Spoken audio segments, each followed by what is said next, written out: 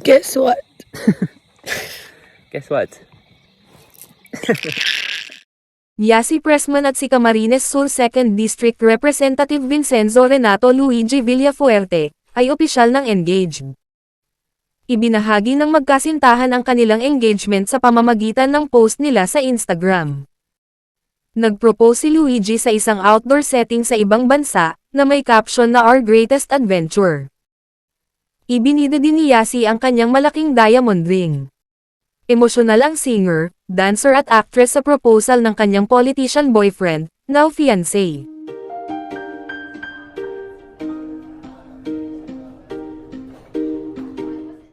Sa taong 2023, nagsimula ang mga haka-haka nang makita silang magkasama.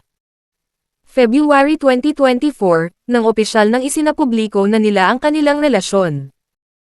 Idineklara rin ni Luigi si Yasi bilang, the love of my life.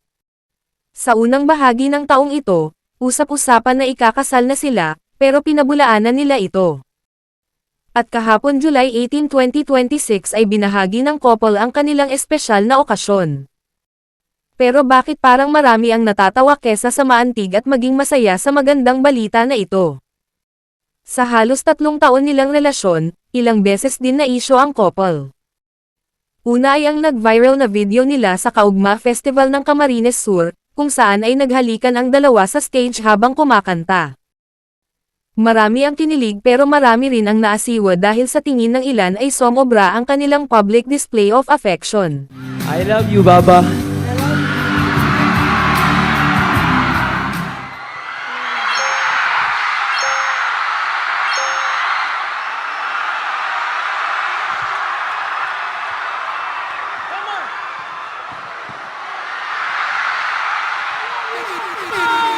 At ilang beses na rin silang nagpo-post ng mga larawan na sila ay naghahalikan. Gaya ng kanilang first anniversary noong September 2024. May mga nagsasabing pera-pera lang din ang dahilan kaya pumatol si Yasi sa kongresista. Pero para sa aktres, ito ang kanyang best relationship.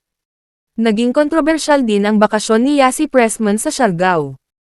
Nabatikos ang kongresista dahil nagbakasyon raw ito kasama ang girlfriend sa Siargao habang nasasalanta ng bagyo ang Bicol. Pero pinabulaanan ito ng kongresista, na hindi raw siya nagbakasyon. Inungkat din ng mga netizens, ang first engagement ni Yasi sa kanyang ex-fiancé na si John Semira, noong 2022.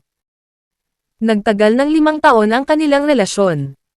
Noong August 2023 ay nagkahiwalay sila, at sinabing mutual ang kanilang desisyon at walang third party involved.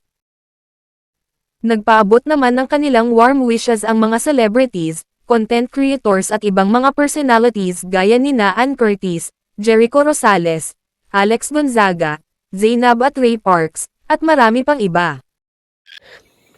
Guess what? Guess what?